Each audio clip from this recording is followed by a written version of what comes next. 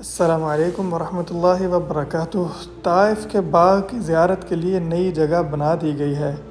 جیسے ہی باغ میں داخل ہوتے ہیں تو یہ سامنے خوبصورت وزٹنگ پلیس بنائی گئی ہے، اور یہاں پر یہ مختلف دکانیں بھی موجود ہیں، اور ان دکانوں کی چھت پر ایک بڑی جگہ بنائی گئی ہے۔ سیڑھیوں سے چڑھ کر اوپر جا کر سارے لوگ جو بھی زائرین اس باغ کی زیارت کرنا چاہیں، اس باغ کو دیکھنا چاہیں، تو یوں یہاں سیڑھیوں سے اوپر چڑھ کر اس پورے باغ کو دیکھ سکتے ہیں، پورے باغ کا نظارہ کر سکتے ہیں، منظر دیکھ سکتے ہیں۔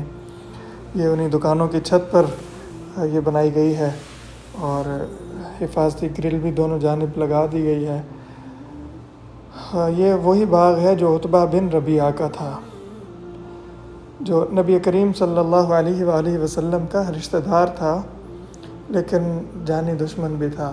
جب پیارے آقا صلی اللہ علیہ وآلہ وسلم زخمی ہوئے اور زخمی ہونے کے بعد اس باغ میں تشریف فرما ہوئے، تو اللہ کے نبی صلی اللہ علیہ وآلہ وسلم کا زخموں سے ایسا حال بنا ہوا تھا، خون اتنا زیادہ بہہ چکا تھا کہ یہ جانی دشمن ہونے کے باوجود بھی اس کو نبی علیہ السلام پر ترس آیا، اور اس نے اپنے ایک غلام کو، جس کا نام عداس تھا، اس کو کچھ انگور دے کر بھیجا نبی کریم صلی اللہ علیہ وآلہ وسلم کی خدمت میں۔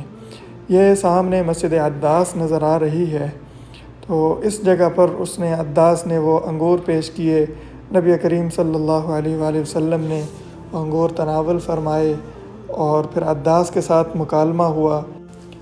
یہ تفصیلی ویڈیو ہمارے فیس بک پیج اور یوٹیوب چینل وغیرہ پر موجود ہے، آپ وہاں سے دیکھ سکتے ہیں۔